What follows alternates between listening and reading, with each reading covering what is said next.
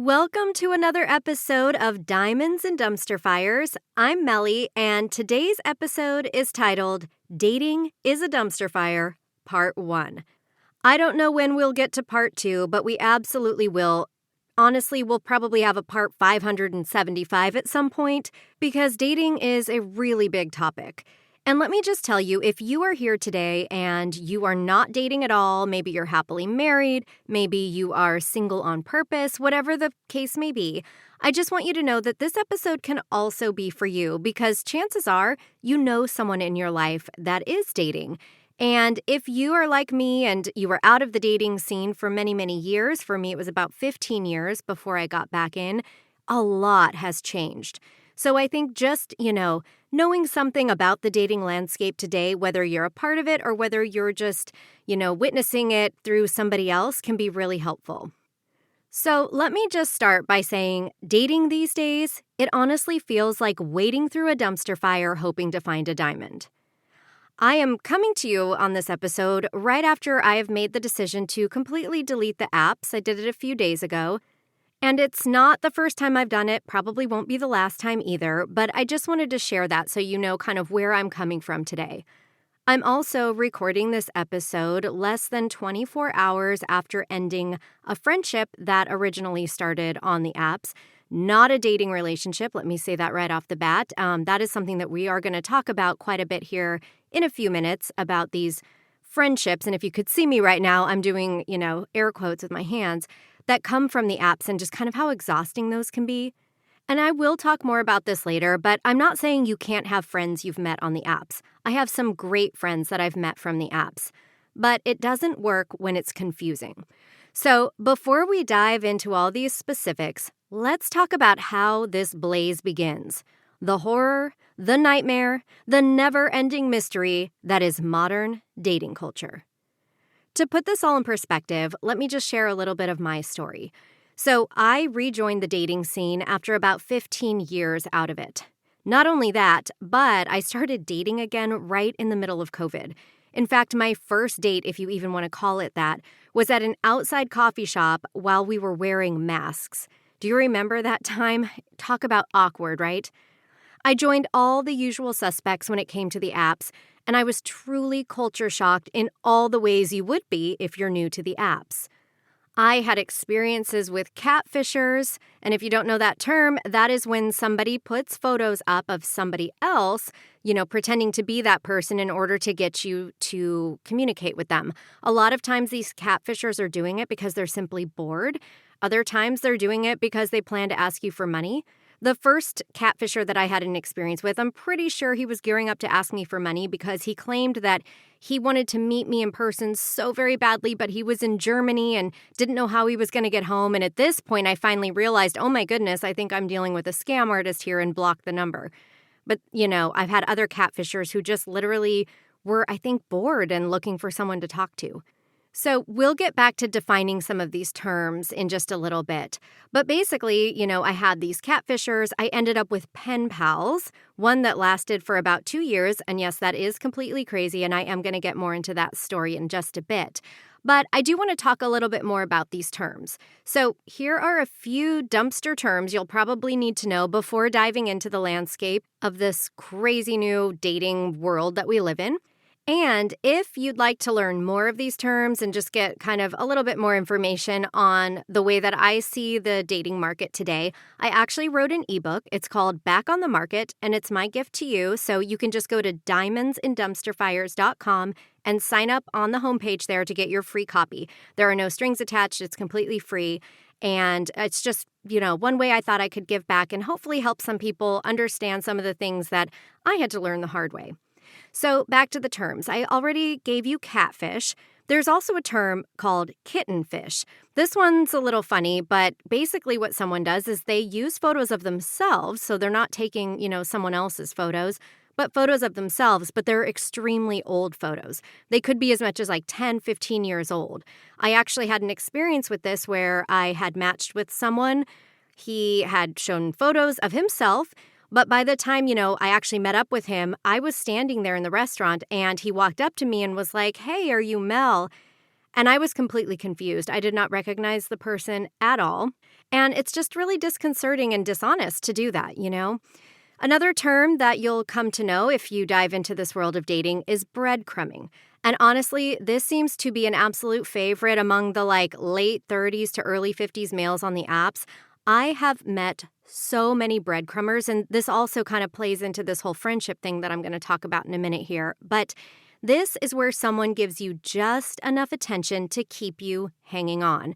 So they might, not text you every day, but maybe, once a week they'll send a message that just seems like they're really interested in you. They'll ask you some interesting questions.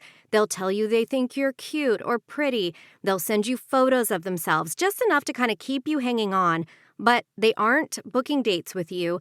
They aren't putting in any real effort. They just want to kind of keep you on that back burner so that you're available whenever they feel like they want you.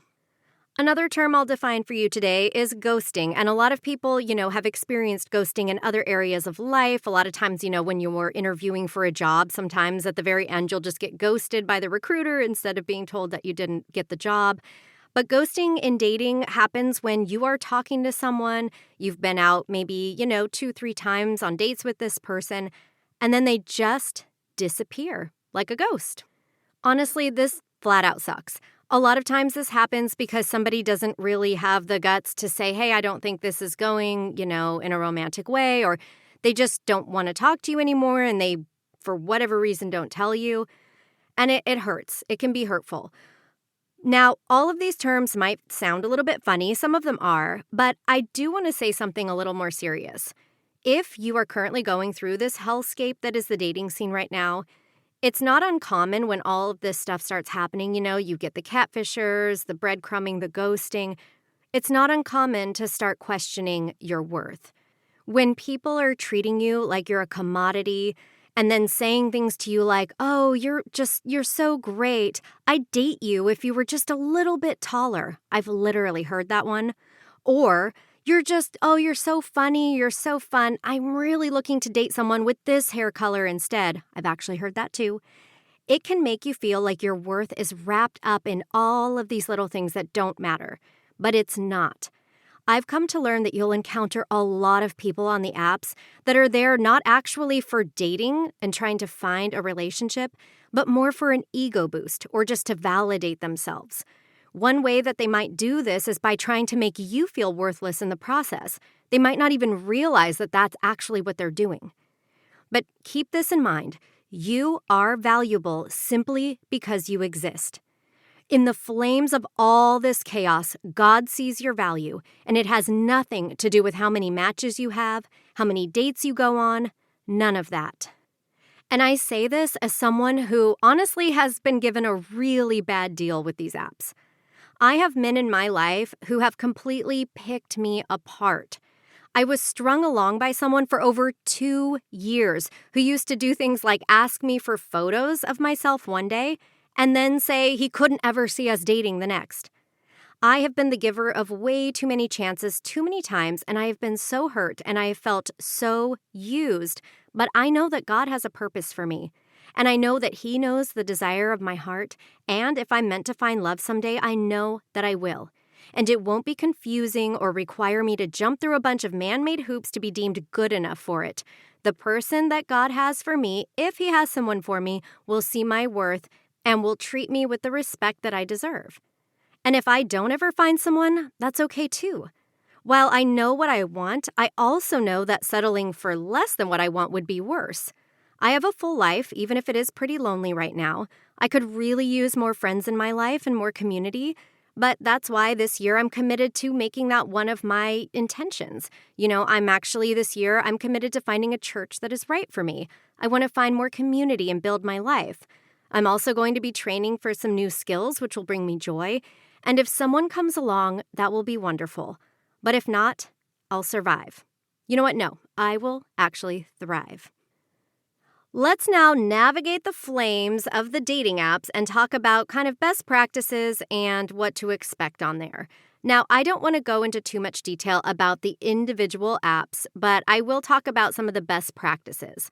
I also want to make another little plug to encourage you to grab that free ebook back on the market because I do go over more of this in there.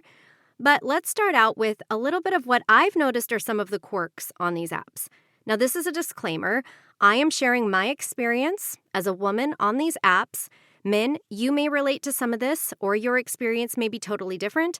Ladies, you may have also had a totally different experience because everybody does. And I also want to say, guys who are listening to this, please don't take anything I'm about to say as male bashing. I love you guys. But there is a lot of messy stuff going on in these apps, and because I am talking to men on the apps, a lot of what I have to share is stuff I've experienced with dudes. So, first of all, it is true these days that guys do not approach women in person as much as they used to. They kind of, though, have also seemed to take a backseat role on the apps as well. Some of this may be from the experience of using apps like Bumble, where women are supposed to take the lead in conversations. But it seems like guys on the apps have taken this way further and are now expecting us ladies to do all of the asking, all of the conversation leading. So I personally have a new rule when it comes to dating apps that I will ask a guy 3 questions. If I don't get one question back, even a simple, "How about you?" in response to one of my questions, that's it for me. I once had a conversation with a guy where I was honestly asking him all sorts of great questions. He even responded after one of the questions with, "This is so fun," and like a bunch of exclamation points. I wrote back to him and I said, "Glad you're having fun. Do you kind of feel like you're the guest on a talk show right now?" And he actually wrote back, "I do," with an exclamation point. Then I said, "Well, do you have any questions for me?" This was after like 5 questions to him. This is our first conversation. He knows nothing about me except for the little, bits and pieces shared on my profile. His response was, "I can't think of any." He didn't know me at all and apparently didn't want to. So I unmatched with him, and that was when my 3-question rule was born. So guys and ladies, please be interested in someone. Ask them questions. If you don't want to get to know someone, just don't match with them. That's totally fine, completely acceptable. But this also brings me now to the little quirk number 2 that I've noticed, which is matching and never responding. I used to get so spun up over this, but I've realized that some people seem to collect matches on these apps like my nephew collects Pokemon cards. They're looking to complete some set that has significance, but that's all that these matches are to them. A photo card that they can go back to and look at from time to time. My new rule on this one, and of course, as I said, I'm off the apps right now, but I'm sure I'll be back on there someday, is that if a conversation doesn't get going within 24 hours of the match, that is it. Some apps will actually help you with this. They will expire matches after 24 hours of no activity after the match, but some will just let these people sit in your match pile indefinitely. So, if you have no desire to talk to someone, please, I am begging you, don't match with them. If you do match with someone, ask them questions, be interested. And now, while there are so many other things that I could talk about when it comes to dating and the apps, and I will when we get to part 2 of this series, the last thing that I want to mention today is this kind of strange desire that I've seen from people that I've met on the apps to have pen pals. My personal goal in being on a dating app is to actually get off the app and meet people in person, go on dates, see if there's compatibility. But it seems that that is not the goal for a lot of people. Some people just want to text back and forth for weeks, months, years. They don't want to put in any effort. They just seem to want attention. The absolute worst experience that I had of this was someone that I met early on in my dating app days. He strung me along for months and months without us getting together. He would have really meaningful conversations with me, but when it came to hanging out, there was always something. Once it was a car accident, then his work schedule, then his car broke down, and all of these excuses that honestly couldn't all be true. For example, when his car broke down, somehow that same day he found a way to drive an hour away to a concert instead of coming to see me. He always acted like he couldn't wait to see me, and like I said, we had these amazing conversations all the time, but he never put in any effort to make plans. Unfortunately, my ADHD ability to hyperfocus and love of a challenge really centered in on this. I felt like if I could just get this guy to like me, it would mean something. So I tried harder. When he would ask me for photos, I would send them.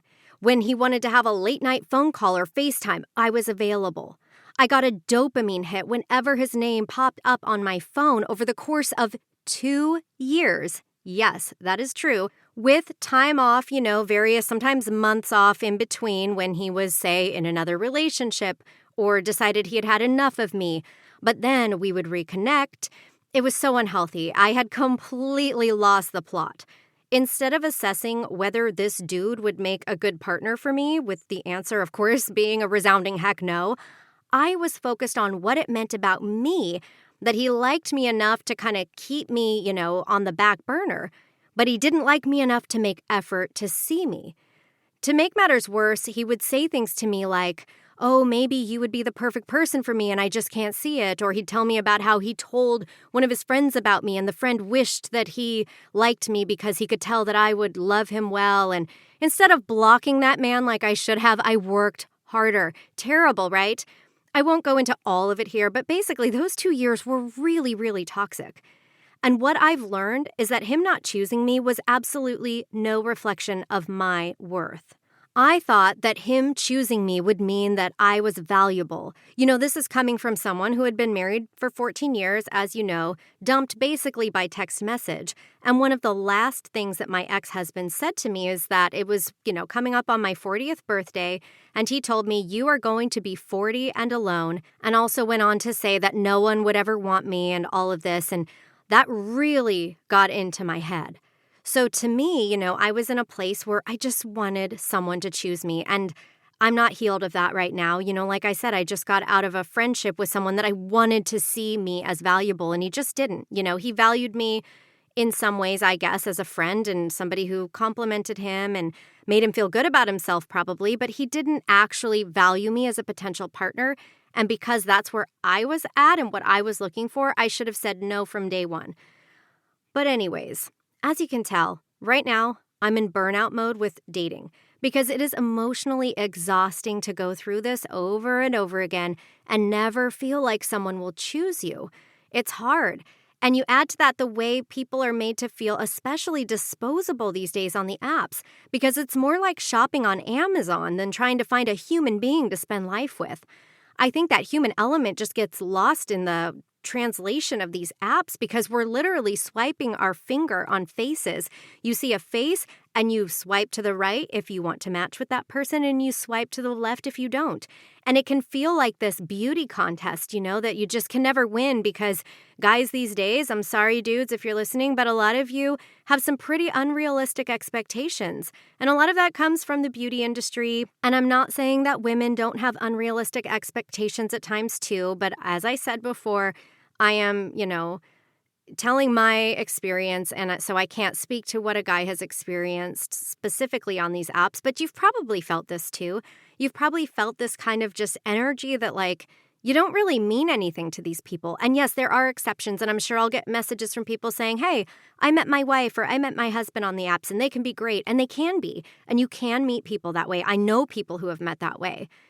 But it's really just, demoralizing, when you meet someone. You feel like, maybe this person, it could turn into something. But then they think, maybe I could find someone a little better. It's awful, and I hate it here, okay? And that's why I got off the apps for now. I have a very sensitive heart combined with RSD, which, if you don't know, this is a common issue for ADHDers. It's called rejection-sensitive dysphoria. I will be doing a whole episode on this in the future. But just, suffice it to say that it has left me feeling pretty banged up and bruised. Yet I'm still here with a little hope in my heart that I may someday find someone. And that if I find this person, that they will have gone through this as well and we can, share our experience together. The Lord promises us that He will not give us more than we can handle. So I hold on to this with encouragement and hope. And first of all, it makes me realize I must be one tough cookie. And I also ask God, please send something easy next. But He does promise us He will not give us more than we can handle. So that means everything that I am going through in this, hellscape of dating right now, I can handle it. And I honestly think the reason that I have gone through so much, and there are so many stories that I can and I will share at some point, but I think it's so that I can help you who are listening to this today. If you've experienced this or if you're thinking about getting back on the apps, I don't want to discourage you, and I don't want anybody to feel like I'm saying it's not worth it, don't get out there. It is totally worth it. In my personal effort to rise above the ashes of this dumpster fire, I have currently deleted the apps for now. I may be back on there one day. Maybe I won't. Maybe I will meet the love of my life tomorrow as I'm walking down the street or something. I don't know. If you don't know, I actually narrate audiobooks as a side gig, a lot of romances, and so there are a lot of stories swirling in my head about how I may meet someone someday, and maybe it won't be like that at all. But I just want you to know, if you are out there dating, trying authentically to find a partner in this war zone, I want you to be proud of yourself. You are not crazy for wanting love, and you are not alone in this struggle. Even in a dumpster fire, God can create beauty. Stay open to His timing. Don't let these people on the apps define your self-worth. Remember whose you are. You are a son or daughter of the King. You have worth simply because you are here. So while dating may feel like a dumpster fire, maybe, just maybe, there's a diamond in there somewhere. So until next time, keep your faith and your fireproof gloves handy. Talk to you soon.